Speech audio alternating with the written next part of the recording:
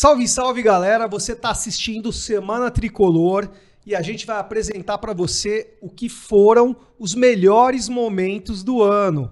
Confere aí.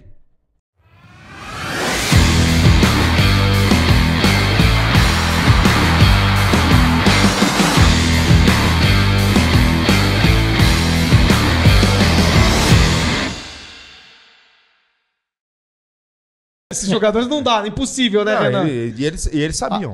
Aí não tem jeito, né, Eles Renan? sabiam. Esses aí a gente tira. Não, eu também sabia. Pô. Mas assim, não pode ter um mas cara você jogou bons jogos aí de joguei Libertadores. muito, Pô, você jogou bem. Quando mudava o sistema, que tirava o terceiro zagueiro e me colocava como falso terceiro zagueiro, ou quando um dos dois não jogava. Já falei e repito. O Josué e o Mineiro, eles são o casal perfeito. Sabe aquele casal perfeito? Não tem combina briga. Não tem briga. Não tem briga, aquele casal perfeito. Não tem briga. Tipo o meu casamento, não tem briga, tudo perfeito, tudo certinho. E eu, no caso ali do casal perfeito, eu era amante fiel. Eu ficava ali de boa. Ficava ali de boa. O dia que precisava, eu preciso de você. Mas tô aí, pô. Eu era um amante fiel. Entendeu? Tá precisando do Isso vira corte, certeza. Acabou. Pô, Virou corte. Isso, ó, tá lá. Vou lá. Renan, preciso de você hoje. Tamo aqui, parceiro. Tamo Isso pronto. aí. Olha aí, Grécio. Ou pra jogar junto dos dois, É. ou quando um tava suspenso, ou tava lesionado, Sim. tava o amante fiel mas lá. por isso que não pode ter o cara que vem pra fazer bico. Porque, por exemplo, o cara, eu entendo que a Renata falou, o cara não pode chegar acomodado achando que vai ser reserva eterno. Mas também não pode ser aquele cara de que fica forçando a barra e fazendo bico quando vai pro banco. Mas então eu vou fazer uma outra pergunta pra vocês. A gente sabe que o Calera é titular. E quem vem também sabe. Vocês isso não precisa ser trariam falado. o Pita ou o Mastriani ou apostariam no Thales Magno pra ser Thales Vander Isso. para ser o reserva do Caleri? Não. Não, muito jovem ainda pra ser Libertadores Pra ainda. apostar. Não, mas assim, eu também joguei. E brasileiro, não, e brasileiro. Mas assim, ele jogou muito. Ele nem jogou no profissional ainda. É. Entendeu? Pra ser o primeiro substituto do. Mas tem gente, Renan, que pede até o Rian Francisco, né?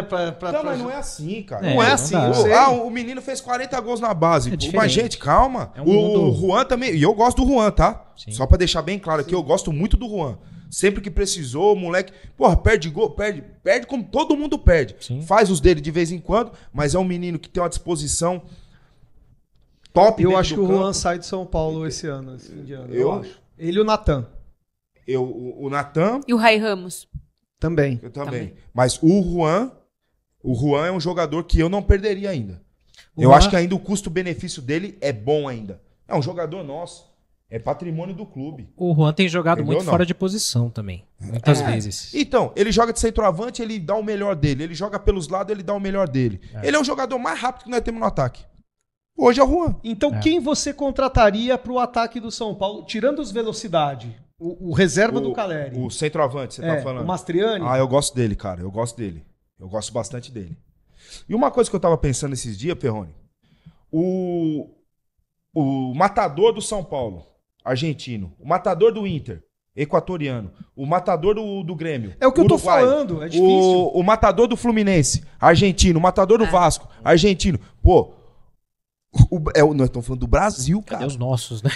O maior país da América do Sul, nós estamos dependendo de equatoriano, uruguaio, argentino. Pô, tá errado, cara. É. Mas assim, faz tempo que a gente não forma um camisa 10, um 9. É. O 10 tá extinto, né? Morreu. Tirando o Ganso, é difícil você ver um 10 clássico. É. Pra mim, o Veiga não é 10 clássico. Não. Não. O Rames é 10 clássico. O Rames é. Total. O Rames é. Ainda é. Aliás, O Ramos comparam ele, lógico, nas devidas proporções com o Ganso, né? Ah, É bem nas devidas propostas. Bem, É, lógico, sim. lógico. Mas Posição, assim, muito mais é o jogador. estilo, vai, É, né? estilo. Aquele cara que Lembra muito eu enxerga- jogando, né? Lá em Campos do vê o Jordão. que ninguém vê, entendeu? É. E aí eu vou te fazer uma pergunta. Pra você jogar com o Rames e Lucas, ou Rames e Luciano, ou Luciano e Lucas, na mesma temporada, por exemplo, você tem que mudar o sistema tático. Tem. Você acha que o Dorival vai mudar drasticamente o sistema tático pro ano que vem? Porque a gente vive falando, dá uma pré-temporada para eles, vamos ver o que o Dorival vai fazer. Qual que é a tua expectativa de tática do Dorival com o que tem agora e com o que ele pode ter no futuro, porque a gente está procurando aí mais um jogador rápido e mais um centroavante no lugar do Caleri, não, porque é um reserva. Tirando os volantes, que a gente está meio que repondo as coisas, mais os jogadores rápidos que vieram, que é o Eric e provavelmente vai vir mais um, e com o meio que a gente tem. Cara, o primeiro time que a gente vai ver o Dorival montar é o do ano que vem.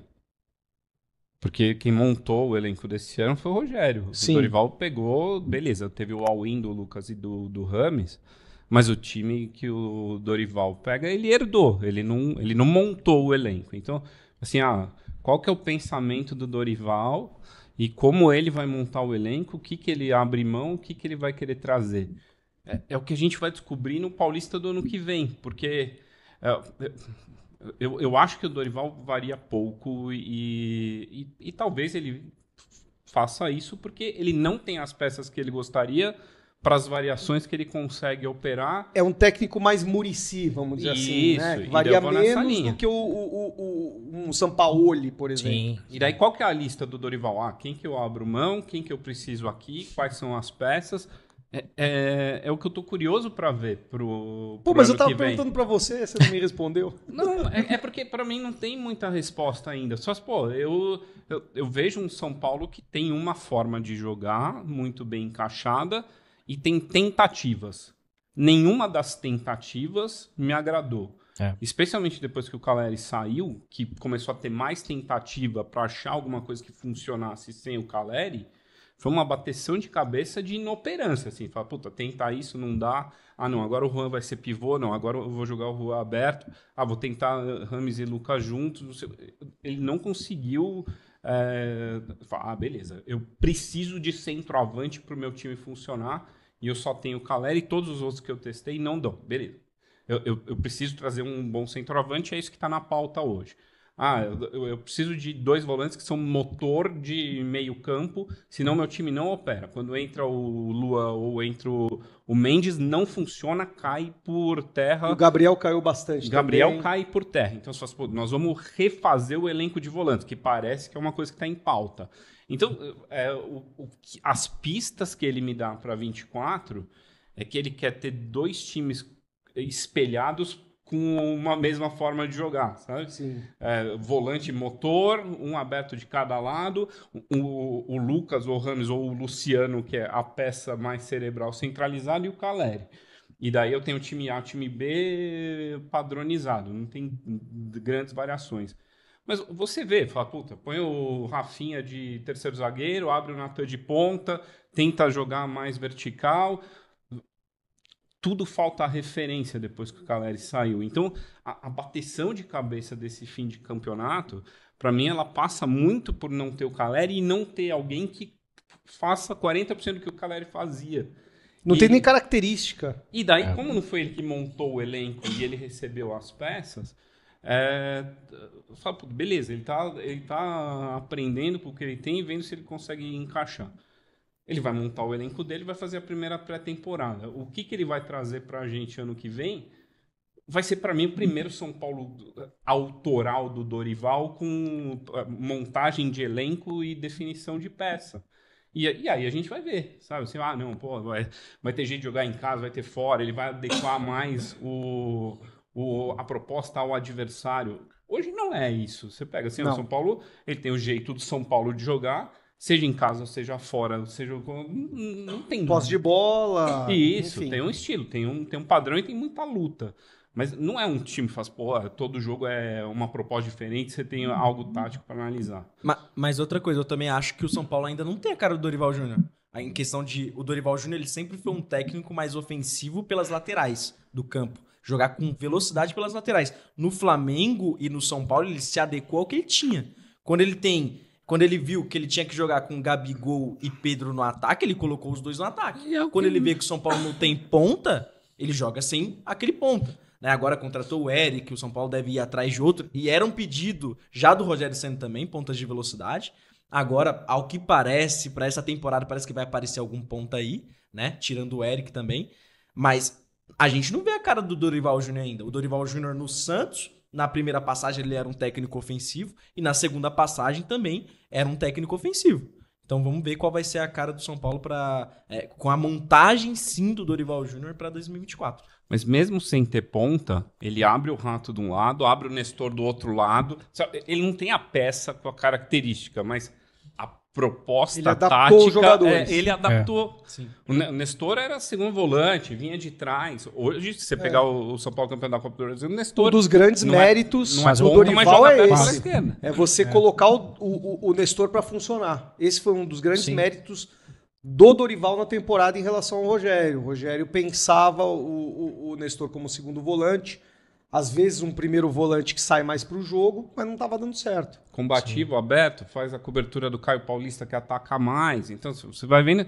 E é aí que eu falo, pô, como não foi ele que montou o elenco, ele pegou o que ele tinha e organizou da melhor forma possível dentro do sistema que ele gosta e acredita. Ano que vem eu espero ver exatamente o que você falou. Puta, qual que é a cara do Dorival? Ah, isso aqui. Ah, essa é a peça que joga lá. Ah, essa era a proposta que ele tinha desde o começo e não tinha quem fizesse, sabe? E pensar que se a gente lembrar lá de 2018, né? O cara que fazia isso aí, essa ponta, era o Marcos Guilherme no time dele, lembra? Não queria Não dá nem lembrar. pra lembrar, né? Não dá nem pra Não lembrar queria disso. lembrar. Érica Taíra, o Eric Taíra. Manga comprida fica com mais área para inserção de patrocínios. Boa pergunta. Cara, aí é uma questão de você também ter a tecnicidade e você delimitar a área, exato, porque não existe sentido nenhum em você dar a amplitude da área da camisa e você poluir aquilo, né? Inclusive, esse efeito de tirar as estrelas é uma questão de despoluição, uma vez que hoje em dia as camisas estão poluídas por uma demanda de necessidade básica de comunicação. Exemplo aqui que a gente tem na tela de fundo, mas... Por exemplo, essa camisa ela tem um problema de estrutura porque ela não foi projetada para essa aplicação.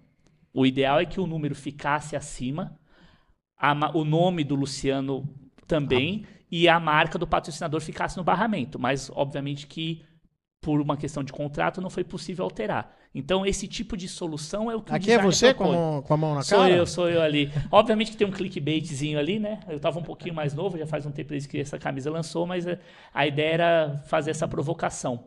Ela ia num caminho interessante, acho que a gente conseguiu uma conquista importante, que foi realmente manter as faixas suspensas e submeter o patrocínio abaixo, mas no caso da parte traseira a gente tem uma questão problemática importante, porque as faixas contínuas, quando você tem essas linhas sobrepostas, você, no estádio, você tem uma legibilidade terrível. O torcedor que não está tão acostumado a frequentar o estádio e não está tão familiarizado com o jogador, não consegue enxergar. Ele não sabe quem que é quem. Você não vê o número mesmo nesse tamanho grande. Por quê? Porque está tudo muito condensado. É uma fonte muito grossa, aplicada sobre 3 faixas que estão horizontais, a fonte na vertical. Você não tem espaço de respiro. Está tudo muito aglutinado. Por quê? Não é projeto. Aliás, Entendi. eu toquei no assunto das comemorativas, né? A terceira camisa, que é uma camisa comemorativa, explodiu, Sim. né? Esgotou. Então, você tem o sucesso de um produto que já existe, porque você não mantém ou faz com mais Planejamento, né? tempo. Essa Tem- foi bem tem planejada, mercado, né? uma das poucas que foi bem planejada. Inclusive o filme que traz o Raí como um Sim, samurai entrando existe numa toda casa uma de chá. história, Tem né? toda a história, a relação do São Paulo com o Japão, o Capitão Sim. Tsubasa, eles fazem esse mashup, né, que é trazer essa linguagem da cultura pop, inspirada até no Kill Bill, que ele pega um pedaço de mangá, integra com o filme para poder contar uma história. Então você tem toda uma narrativa, foi super bem amarrado, o filme é bem produzido, o produto é bacana, tem o apelo emocional, que é exatamente igual a jaqueta que o Perrone está usando aqui, que era a jaqueta do Tele. Então tudo aí você tem um planejamento. Por isso quando eu digo no contrato essa relação com o departamento de história, o departamento de história tem um acervo riquíssimo. Você tem livros e mais livros da Gazeta Esportiva ali que são riquíssimos e mostram, inclusive, variações de uso do uniforme do São Paulo que podem constar no estatuto. Por exemplo, o jogo no Morumbi, o São Paulo todo de branco, camisa e calções com os meiões pretos, eram utilizados na década de 40, entendeu? E poderia ser uma variável dentro do próprio Morumbi para uso, ou até fora. Ele não precisaria fazer essas aberrações de colocar camisa preta, calção preto com meião preto e camisa branca, porque aí você já tem uma descaracterização do que é a identidade. Então, isso tudo você estruturando, trazendo tecnicidade, você agrega muito valor à marca e mantém a identidade mas isso vai preservada. ficar na mão do conselheiro lá da sauna. Aí vai ficar difícil. É muita tecnicidade pra quem vai cuidar disso aí, hein, Glauco? É verdade. Queria até mandar verdade. um abraço pro Edu Schwartz, que ele faz um trabalho muito bacana, né? Um gênio. A Rê mostrou aqui um Instagram, né? Quer ver? Ele tem muitas ideias, né, de camisas comemorativas, tem todo um trabalho de história em cima disso, de pesquisa, né? Então, um abraço pro Edu. E aí, uma pergunta que me mandaram aqui também foi o seguinte, Glauco, qual que é a tua avaliação geral, assim, da Adidas no São Paulo? Se você pudesse dar uma nota de 1 a 10, claro, tem toda a questão de contrato e tudo, mas qual que é a sua ideia de avaliação para esse trabalho da Adidas no São Paulo? Cara, deixou muito a desejar. Acho 5,5, assim, raspando. Infelizmente, eu era, assim, um grande entusiasta da chegada da Adidas, porque, enfim, gosto da marca, sou fã, consumidor da marca, já tive relacionamento com a marca, mas, infelizmente, assim, o São Paulo claramente não era uma opção. Ali foi no frigir dos ovos, no apagar das luzes, um problema que veio de ordem política nossa, mas também econômica da Under Armour, né? Naquele processo de transição. Acho que houve uma costura ali de última hora pelas relações que o clube teve no passado e também que o Raí detém com a marca até hoje, e mais um conselheiro ali que conseguiram de última hora garantir. Ele não era uma opção nem sequer Latam. Eu acho que foi uma coisa que alguns executivos mataram aqui no peito, no sentido de reportar, tanto que até para o registro, fica aqui para a audiência. Tem um catálogo que eles lançam todos os anos que chama Teamwear. Se você pesquisar Adidas Teamwear, ele lança esse catálogo que vem com todos os templates e os clubes e seleções que a Adidas atende. Em nenhum desses catálogos de 2018 até agora, 2023, tem a marca do São Paulo. Ou seja, do ponto de vista de reportar o que é feito aqui na América do Sul, Latam, Brasil, para a Alemanha, o São Paulo inexiste dentro da operação de futebol. Ele foi muito provavelmente enxertado dentro de uma verba ali que poderia ser residual e que surgiu uma oportunidade de você ter a marca projetada num clube como o São Paulo, por incrível que possa parecer. Obviamente que isso que eu estou trazendo aqui é mera especulação baseada nos estudos. Mas eu acredito muito que isso que você está falando reflete muito no que existe no mercado de venda. Sim. Entendeu? A falta de produtos que eu tanto falo. Sim, exato, porque Pra você mim não isso tem é uma muito preparação claro. logística para dar Exato. atendimento. O contrato é subvalorizado. De última hora mesmo, sabe aquilo? Sim. Cruzeiro e Inter estão nesse Teamwear? Cruzeiro e Inter estão nesse Teamwear. Você vai encontrar lá. Não Você dá, encontra né? o Flamengo. O Flamengo, você tem os fóruns principais É o que mais tem produto. de vazamento de camisa Impressionante. e ele sai como um clube. E sai o release. E saem as fotos dos jogadores. Saem os ensaios dos jogadores. E, de novo, ressaltando aqui, eu não tenho nenhuma informação oficial. Isso aqui eu estou me parametrizando por o que foi feito do ponto de vista logístico, o que eu estudo desde 2005 nessa área, certo? E o que eu acompanho dos movimentos do mercado e o que a gente teve de entrega desde então, né? Aquelas camisas que foram aberrações, sem faixa atrás com número preto, enfim, templates que são de linhas passadas, é só você pegar o que é produzido e comparar com o que está sendo entregue aqui. Então, por isso, infelizmente, eu era um grande entusiasta, acreditei que seria, 96, quando a Adidas volta e faz os uniformes de 97 até 98, uniformes belíssimos, estavam à frente do tempo na época, mas infelizmente não foi o que aconteceu com a gente. Glauco, muito obrigado pela sua presença, valeu, bacana, acho que trouxe aí bastante esclarecimento, né? Foi educativo, foi didático e também opinativo. Também opinativo, que é muito importante a gente ouvir de alguém que é bom do designer, que é do ramo, dizendo, muda isso, muda aquilo, seria possível, não seria possível, né? Abrangeu todos os aspectos. Acho que, assim, quem acompanhou essa entrevista sua agora vai poder amanhã falar lá no trabalho, por que a camisa do São Paulo? Porque o Glauco falou que é assim, assim, assado. Aprendeu tudo a respeito. Com esse time que tá aí, com o Lucas, tá com o Rames, não seriam Everton Ribeiro e Scarpa prioritariamente. Seriam jogadores velozes. Vai atrás do Ferreirinha, vai atrás do Michael, vai atrás de jogador com este perfil, que é o que a gente não tem. Um Soteldo da vida. E aí eu Isso, veloz, quebra a linha. Eu concordo com você. A gente falar do Everton Ribeiro e do Gustavo Scarpa, São dois Sem baita jogadores. desmerecer, claro. Não. São dois baita jogadores. Só que pra esse elenco, se mantiver todos, são dois jogadores que a gente não precisa. Sim. Entre Eu aspas, confio. né?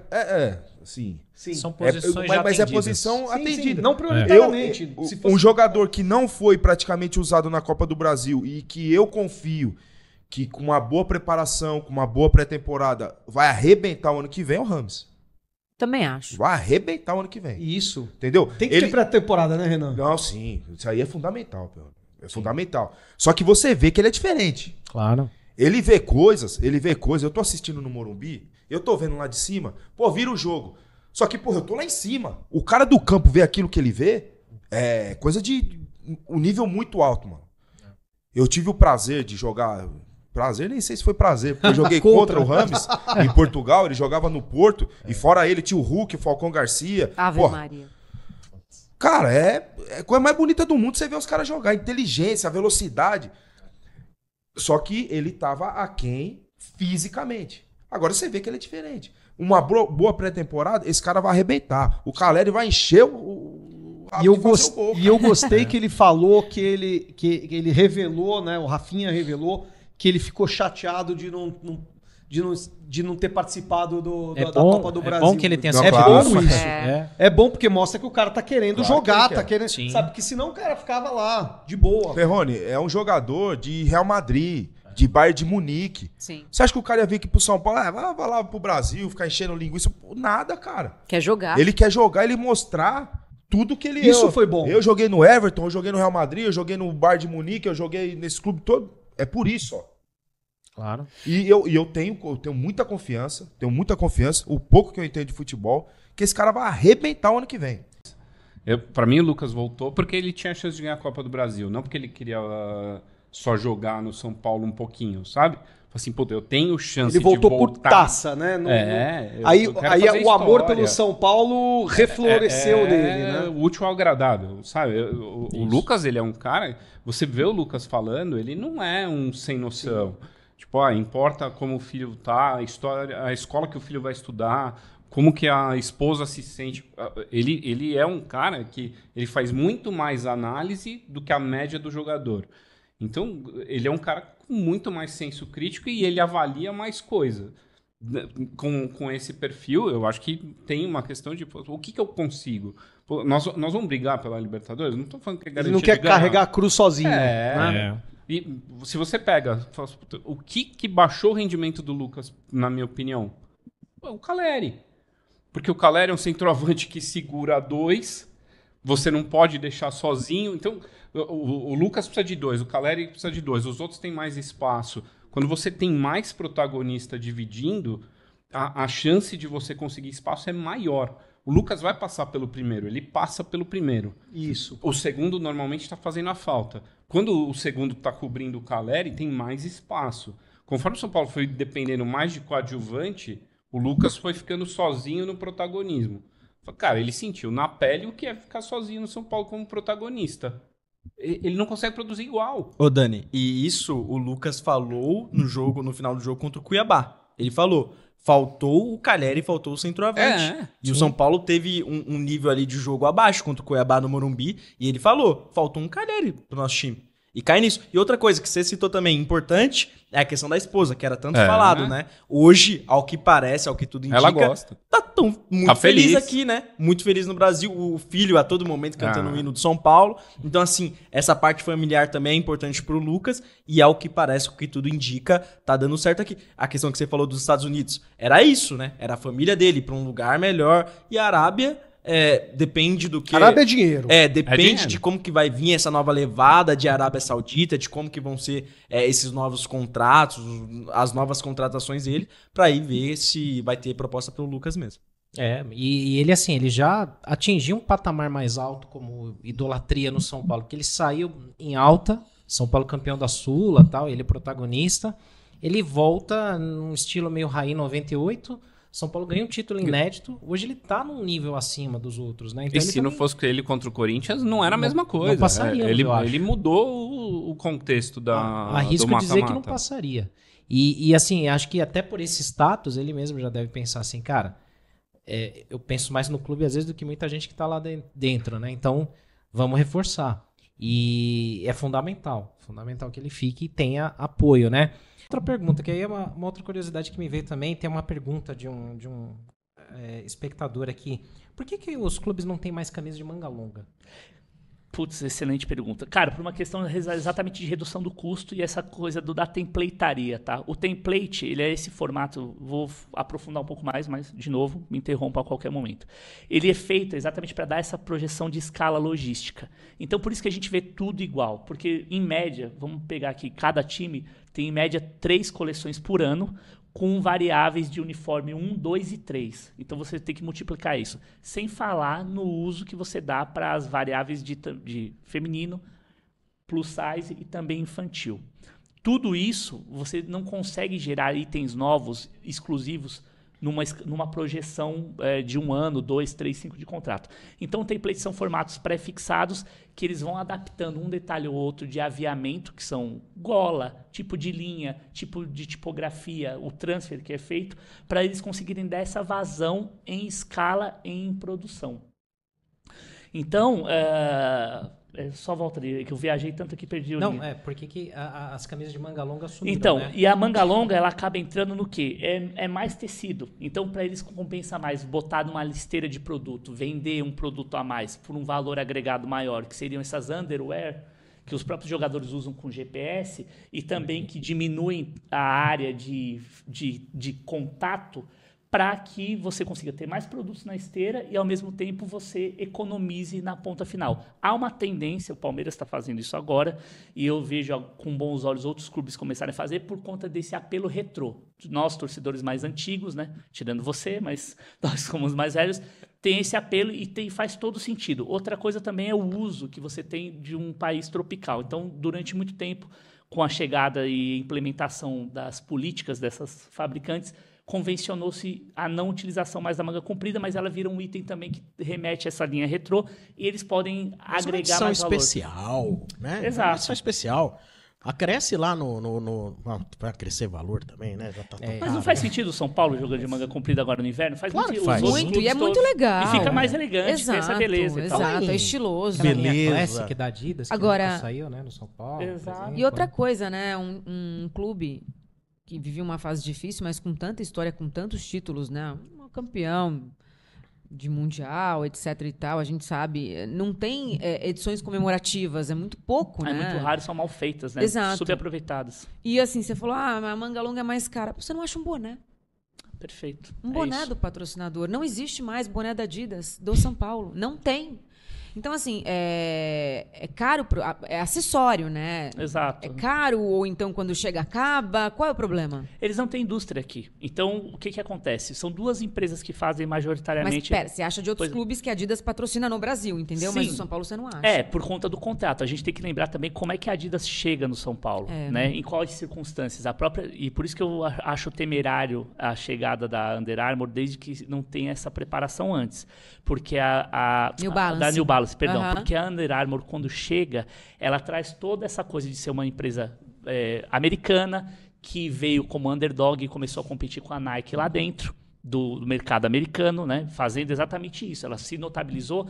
Por que chama Under Armour? Porque está embaixo da armadura, é o nome dela, né? O que vai embaixo da armadura, que são esses colãs, roupas feitas para corrida. Ela começou a ficar muito competitiva, porque fornecia para essas empresas e começou a criar sua marca própria.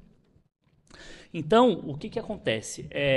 Você não tem a indústria aqui no Brasil. São duas indústrias que fazem para todo mundo, que é o grupo DAS, que é detentor da Umbro, que tem a licença da marca aqui. Na SBF, que é quem é o Grupo Centauro, que tem a representação da Nike, você tem a Tecnotêxtil. São duas, basicamente, que determinam o mercado. E também, por conta desse monopólio, você tem essa variante de preço, que você não consegue abaixar tanto. Tem esses dois monopólios. Então, as empresas não têm essas empresas próprias aqui, vão contando com fornecedores que têm a instabilidade também brasileira, porque, cara, a camisa é como se ela fosse uma peça de carro, mas mesmo que a linha de montagem de um carro na Auto Latina. Então, tem as associações com as empresas específicas. O cara que fornece o motor não é o mesmo que fornece o couro do banco, que não é o mesmo que fornece o câmbio. Então, tem tudo isso também que acaba trazendo essa dificuldade. Uma pergunta da minha parte, Vamos lá. talvez assim, tão cruel quanto a opinião do Senna de derrubar o Morumbi. Mas assim, o que você acha de uma hipotética reestilização da camisa do São Paulo, até de símbolo, da camisa, do seu formato? Porque se a gente for ver lá para trás no passado, o símbolo de São Paulo não era igual ao que é. Perfeito. Ele foi passando por adequações. Eu acho que hoje a gente vive o tempo maior em que ele passou sem nenhuma readequação e ajuste. Perfeito. Ok. Mas o quanto que você acha que seria viável, possível, uma alternativa, uma reestilização, um redesign, uma repaginação de design, não só de símbolo, como de camisa, como de uniforme número 1, uniforme número 2? Cara, muito obrigado por poder responder essa pergunta. Eu acho que é necessário, mais até do que viável. A gente pode usar o exemplo da Warner Brothers, por exemplo, ou marcas que são de estúdios famosos. Hoje existe um processo para a digitalização da marca que chama decutler, que é você remover tudo que é excesso. É um termo em inglês para isso, para você sintetizar ao máximo a marca para as aplicações digitais. Obviamente que a marca do São Paulo é uma marca que pertence ao mundo físico. Ela vai ser aplicada nas camisas, enfim, nos itens do estádio e tudo mais, mas obviamente existe uma relação importante hoje, principalmente dentro do universo das redes sociais. Então, o símbolo do São Paulo é um dos símbolos mais únicos que você tem no futebol mundial. E ele tem uma estrutura racional, que parte muito do que é a identidade do clube. Houve uma campanha, há uns 10 anos atrás, de um publicitário famoso que fez parte também da estrutura do São Paulo, muito competente e que eu sou fã, e que você criou o coração de 5 pontas. Mas, na verdade, a origem do escudo ela foi feita nos anos 30 por um estilista chamado Otto Ostrich, e a construção do desenho ele é de um diamante. Ele é a estilização de um diamante. Então, partindo dessa premissa, acredito sim que você poderia, de primeiro, por exemplo, na minha opinião, extinção imediata das estrelas, porque nenhuma conquista está acima do que é o símbolo maior, que é a entidade. Você pode criar alternativas para representar momentos históricos importantes. Exemplo, no lugar das estrelas, que são uma representação um pouco mais já arcaica, você tem os pets. Quem faz isso? O Real Madrid. Ele tem uma estrela, que é a estrela da coroa, mas ela é integrada ao símbolo. E é um clube que trabalha muito bem essa questão de manter a tradição, mas também buscar alternativas para o nosso espírito do tempo, para o nosso espírito atual. Então, no escudo do São Paulo, especificamente respondendo a tua pergunta, penso que o engrossamento das bordas laterais, que hoje em dia são concebidas de maneira equivocada, é feito de bordado, mas ela deveria ser mais grossa. A gente pode mudar a tipografia do acrônimo SPFC, deixando ele mais visível, mais moderno. Você tem problemas de espacejamento entre letras. Por exemplo, ele poderia ficar um símbolo um pouco mais orgânico, manter a estrutura de rigidez, mas um pouco mais de organicidade, talvez deixando os vértices arredondados, ou você fazer um movimento de embossed, que foi feito com a Volkswagen. Não sei se vocês lembram daquele logo que ficou um pouco mais gordinho. Aí é, obviamente, no processo de construção. Para a camisa, modulações das faixas. Então, você alterar e criar um critério mais rígido para as faixas intercaladas. Você pode também fazer alguns estudos de variação, mantendo a faixa fixa, mas trazendo desenhos alternativos. Para a camisa listrada, como é que você protege o escudo quando ele está sem a borda, que é o outline? Ele vai funcionar porque às vezes ele fica integrado tão fino com uma faixa que ele se funde e perde leitura. Outro exemplo, qual que é a fonte do São Paulo? A gente vai ter uma fonte específica para o São Paulo?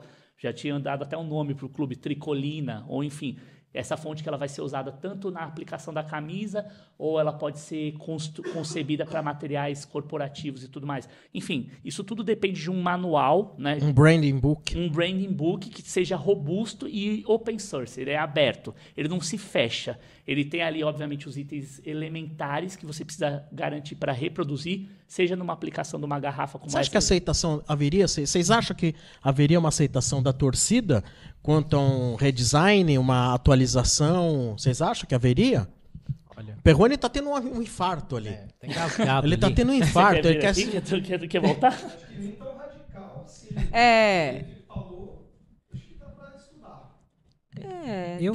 Desde que não mude, assim, acho que o...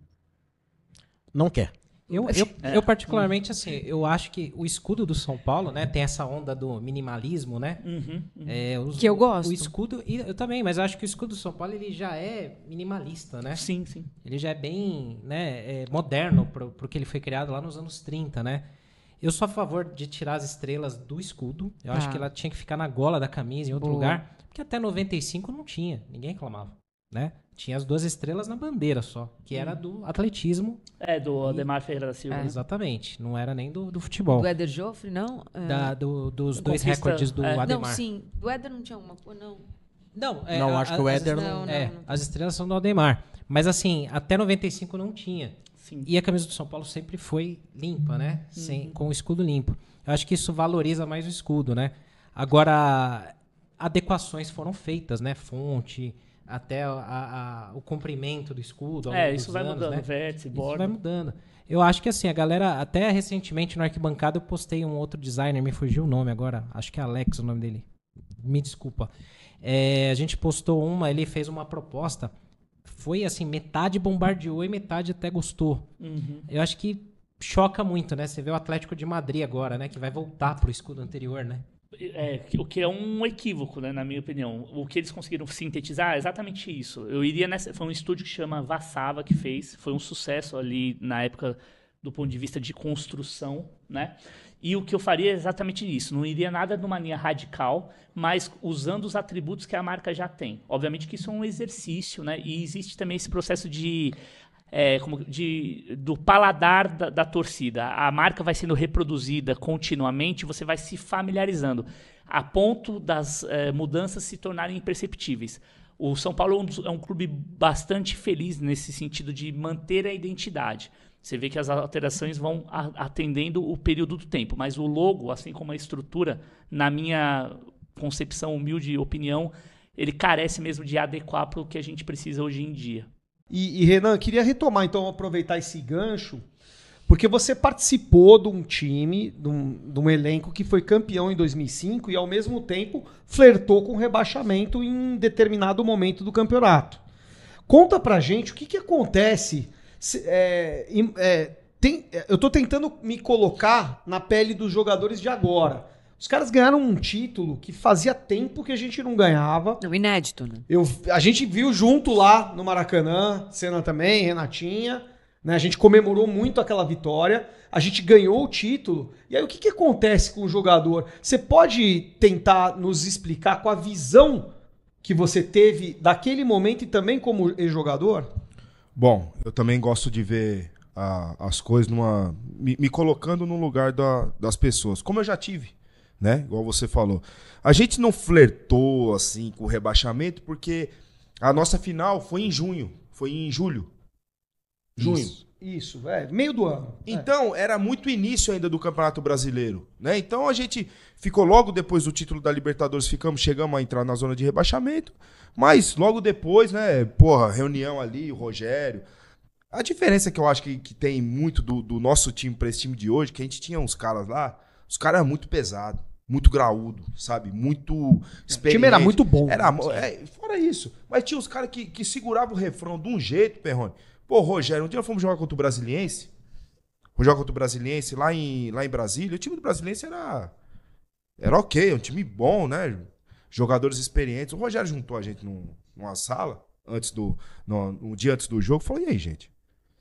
Isso aqui não é o time campeão da Libertadores. Nós precisamos de mais, nós precisamos mostrar pra esses caras por que nós somos campeões da Libertadores. O que nós fizemos pra ser campeão da Libertadores? Vamos fazer no Brasileiro. E a partir dali a gente deu uma guinada. Deu uma arrancada legal, uma arrancada boa, né? O que eu vejo de diferença desse grupo é isso. A gente tinha o Rogério, a gente tinha o Amoroso, a gente tinha o Mineiro, a gente tinha o Lugano, a gente tinha o Danilo. O Lugano não tão velho, né? Tão experiente, mas um líder. Ele já era capitão celeste. Sim. Entendeu? Eu vejo muita imaturidade nesse elenco. Eu vejo o Rafinha um líder, um capitão de fato, e como de experiência internacional, enfim, acostumado a grandes pressões pela vitória. Só que fora ele, eu vejo nesse sentido da harmonia, da união, da experiência, da coesão do negócio, eu vejo um grupo limitado. Né? Jogadores muito jovens, bons, claro que sim. Mas, nesse sentido, jogadores muito inexperientes ainda. Eu vejo muito disso. E com relação a logo depois do título, Rony, eu falo para todo mundo e eu vou falar aqui agora. Até 31 de dezembro eu tô comemorando. Tá certo. Cara, eu vou falar para você, ó, eu tive nessas 3 aqui. E, cara, esse título da Copa do Brasil, para mim, foi tão avassalador, tão né? emocionante, tão representativo quanto esses 3 que eu tava presente, ninguém me contou. Eu tava lá. Uma estrela que tem nessa camisa, eu tava lá. Certo? Eu tava lá no Japão. Mas esse título da Copa, eu imagino pra esses caras. Sim. Porque eu fui tricampeão mundial. Antes de mim, foi o Miller, foi o Pintado, foi o Cerezo, já tinha sido. Esses caras são os primeiros. Sim. É normal esse relaxa. Esses caras estavam com uma tonelada nas costas, cada um. E depois você conquista o título, os caras, vamos dar uma relaxada, vamos dar uma descansada. Eu acho completamente natural. E se me permite falar uma coisa aqui que é importante e ao mesmo tempo relevante, é o calendário do futebol brasileiro. Por exemplo, eu joguei em Portugal, eu joguei a final da Taça de Portugal. Como se fosse aqui a nossa Copa do Brasil. É o último jogo da temporada. Como é a FA Cup, como é a Copa do Rei, como é a da Alemanha. É o último. Acabou o jogo, acabou a liga num domingo. As finais das Copas é no final de semana seguinte. É o último jogo da temporada. O que acontece? Aqui, o São Paulo foi campeão. É um time que não estava tão bem no Brasileiro para continuar brigando por alguma coisa no campeonato. Acabou o ano. Sim. Isso não pode acontecer. Na minha opinião, entendeu? Eles têm que adequar o calendário de uma forma que todo e qualquer jogo seja importante para todos os times. Sim. Se o Fortaleza fosse campeão da Sul-Americana sábado, acabava o ano pro Fortaleza também. Exatamente. E pro São Paulo foi um pouco antes. Pro São Paulo faltava 24 de setembro. Pro Fluminense também. Pro Fluminense também. Mesma coisa. Mas eu vou te dar um contraponto. Então, fala, rapidinho. Eu acho que o relaxamento ele pode vir, mas não ainda. Apesar de que um jogo ou outro, beleza, né? Nessa sequência. Mas não dá pra você tomar de 5-0 do Palmeiras. Não, isso aí... Isso é um caso à parte, eu acho. Mas é importante. Não pode acontecer. Claro, relaxar. Aconteceu, então tem que pegar em cima. Então, assim, agora vocês vão ter que entregar o que vocês não entregaram. Nunca. Isso aí não pode acontecer. Então, nunca. assim, a gente tá na reta final do campeonato. Isso pode acontecer no meio do campeonato, no começo do campeonato, não agora. Eu entendo que a Copa do Brasil teve um peso gigantesco e esses caras, nossa senhora, a pressão que eles sofreram. Acho que, assim, o São Paulo foi muito despretensioso. O Dorival colocou na cabeça deles que eles podiam ser campeões. E as coisas foram acontecendo e a torcida junto, você sabe disso, que você estava no Maracanã. Aliás, eu queria até que você falasse, porque você foi na rádio, na Transamérica, e você falou sobre o que você viveu lá, você nunca viveu como torcedor e, sei lá, como jogador, você pode explicar. Eu vivi um momento lá como torcedora. Gente, eu vou no estádio desde que eu nasci, porque eu cresci no clube e eu estava em todas as finais de Libertadores com a minha família. Eu tinha 10 anos de idade, na cativa ali, depois, quando eu cresci, fui sozinha pro estádio, mais de arquibancada, enfim. Mas, assim, o que eu vivi no Maracanã foi algo único e inesquecível na minha vida, que eu não teve, assim, muita coisa parecida. Não sei explicar. Não, então, imagina para esses jogadores que são inexperientes, que ganharam um título dificílimo. Pesado. Então, assim, a gente não pode aceitar alguns jogos aí que eles fizeram por displicência, na minha opinião, por falta de postura, mas é compreensível, eu também acho. Agora eu vou te dar um contraponto no que você disse de calendário. Eu acho que, apesar de ter esse ponto que você disse, que você ganha meio que em setembro e aí acaba o ano, Mas para o clube é importante também você ter um planejamento maior. O São Paulo, por exemplo, sabe que no ano que vem ele vai ter 3 jogos de fase de grupos de Libertadores com bilheteria e premiação de Conmebol, que ele consegue a partir de setembro, diferente de outros clubes que estão ainda batalhando, né? O próprio Fortaleza. Se o Fortaleza não ganhar correr atrás agora. A Libertadores, muda Fluminense. o planejamento. O Fortaleza já não ganhou, então já mudou. Já tem que correr atrás. E o Fluminense, se não ganhar, mesma coisa. Então eu acho que assim, tem prós e contras. Na minha visão, era pra mim, tá? Eu tô falando pra mim.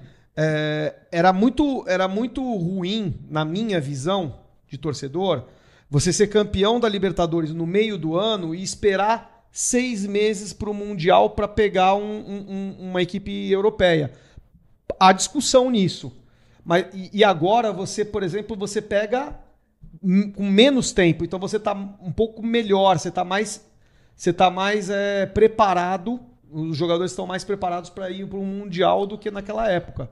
Bom, não sei se você pode comentar. Aí vai o contraponto do contraponto. Boa.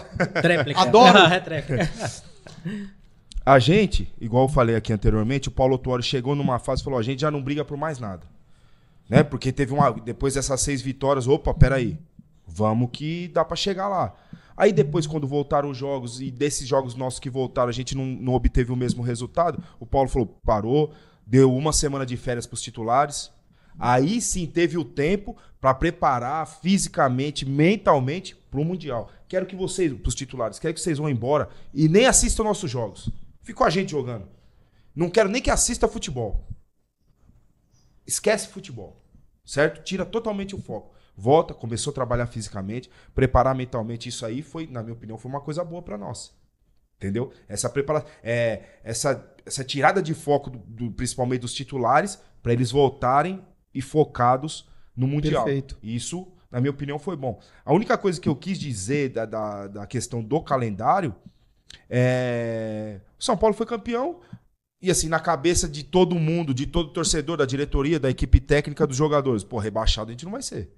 Vamos ali fazer os pontinhos que dá ali e quero ir para os Estados Unidos, outro vai para Cancún, outro vai para Dubai, assim vai. O senhor Rafinha, que deveria, assim, para mim é um líder, para mim foi muito importante na Copa do Brasil, mas tem horas que ele parece que ele tem 13 anos de idade.